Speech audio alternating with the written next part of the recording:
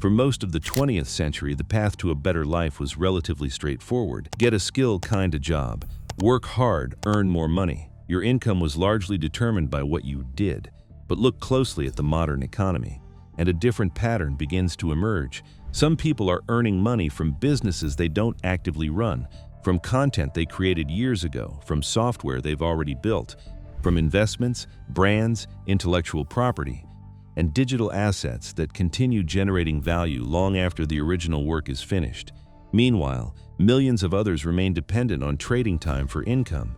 The gap between these two groups is growing, and it points to a much larger shift taking place beneath the surface of the economy, a shift toward a world where ownership may become more important than labor. The question is, if that's where the future is heading, what does it mean for everyone else? In 1955, if you wanted to build a successful career, the formula was fairly simple. Develop a valuable skill, a stable employer. Work consistently, move up over time. For millions of people, that strategy worked. The economy was largely designed around labor. The more value you created through your work, the more you could earn. Income was closely tied to participation. If you worked, you got paid. If you stopped working, the income usually stopped too. It was a system built around labor, and for much of the 20th century, labor was one of the most important economic assets a person could possess. But over the last few decades, something subtle has been happening. The economy hasn't stopped rewarding labor, it still does. What's changing is what it's rewarding even more. Ownership. Think about some of the largest fortunes created in recent history. Many weren't built primarily through salaries.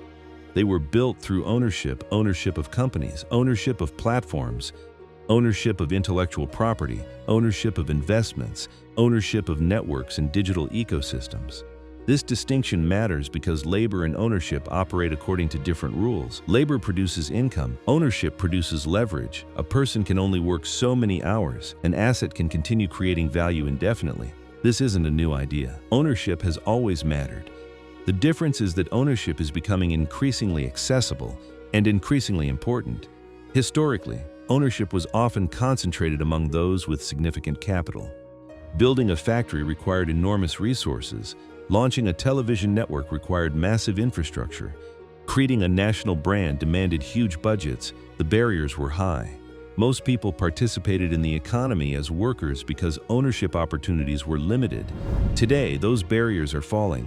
A creator can build a media business from a laptop.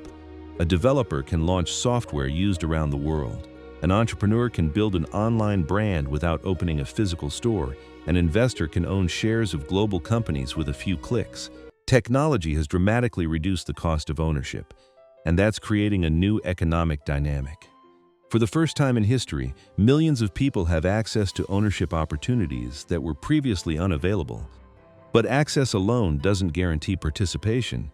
That's where the divide begins to emerge.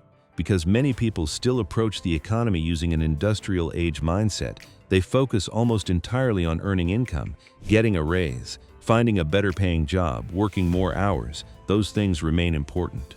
But they address only one side of the equation. Meanwhile, another group is focused on accumulating ownership, not necessarily because they're wealthier, not necessarily because they're smarter, but because they recognize where value is increasingly flowing. They're asking different questions. Instead of asking, how can I earn more? They're asking, how can I own more? A small piece of a business, a growing audience, a portfolio of investments, a digital product, a brand, a platform, an idea that can scale. The specific asset matters less than the principle behind it. Ownership creates participation in future growth, and growth is becoming one of the most valuable forces in the modern economy.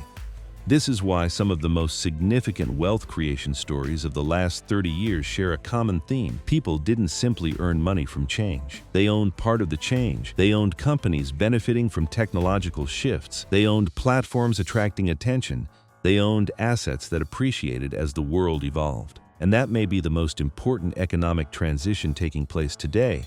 The economy is still rewarding work, but it's increasingly rewarding ownership. The question is whether most people recognize the shift before the gap becomes much larger. Because if ownership is becoming the dominant source of wealth creation, then the future may look very different from the past. The term ownership economy sounds like something reserved for investors, entrepreneurs, or the ultra-wealthy. But that's precisely why so many people miss what's happening.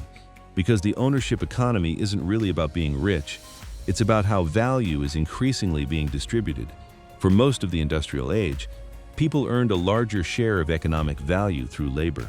You learned a skill, applied that skill, and received compensation in return. The relationship was straightforward. Today, value is increasingly flowing toward assets that can scale: software, platforms, brands, intellectual property, digital products, communities, investments. The common characteristic isn't what they are, it's that they continue producing value after the original work is done.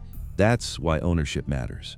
Not because ownership replaces labor, but because ownership allows you to participate in growth. Imagine two people working equally hard. The first spends decades improving their ability to earn income. The second improves their ability to earn income while gradually acquiring ownership. At first, their lives may look almost identical. Both work, both earn, both save. But over time, something changes. One person's financial progress depends primarily on future effort. The other's begins to depend partly on future growth. And growth can be extraordinarily powerful. A successful business grows. A valuable brand grows. A strong investment portfolio grows. An audience grows. Intellectual property grows. The owner participates in that expansion. This is why many of the largest fortunes in modern history came from equity rather than salaries. Founders owned part of what they built. Early employees received ownership stakes. Investors owned pieces of companies before they became valuable. They weren't simply paid by growth, they participated in it. And that's the defining feature of the ownership economy: participation. Not observation, not consumption, participation. This doesn't mean everyone needs to start a company, or become a full-time investor, or launch a technology startup. The lesson is broader than that. It's about recognizing that the future may reward people who think beyond income alone. People who ask, what am I building? What am I accumulating? What do I own that can grow? These questions are becoming increasingly important because technology continues lowering barriers to ownership. A creator can own an audience. A writer can own a newsletter. A developer can own software. An investor can own shares of businesses around the world. An entrepreneur can own a digital brand that reaches millions. The opportunities are broader than at any previous point in history. But opportunities only matter if they're recognized. And that's where many people face a choice: continue viewing work as the entire game, or begin viewing work as a tool for acquiring ownership. Because the ownership economy isn't eliminating labor, it's changing the relationship between labor and wealth. Work remains important, skills remain important, effort remains important, but increasingly those things may become the starting point rather than the destination. Every major economic era rewards different behaviors. The industrial economy rewarded labor and specialization. The information economy rewarded knowledge and connectivity. The ownership economy appears to reward something else: the ability to participate in growth through assets, equity, intellectual property, audiences, brands, and investments. The shift isn't happening in the future, it's already underway. And the people who benefit most may not be those who work the hardest. They may be those who learn how to combine effort with ownership, because in the decades ahead, the biggest financial advantage may not come from what you do. It may come from what you own. Now I'd love to hear your thoughts. Do you think the future will reward ownership more than traditional employment? And if you could own one thing that could grow in value over the next 10 years, what would it be? A business? A personal brand? Stocks? Real estate? A digital product? Share your answer in the comments below.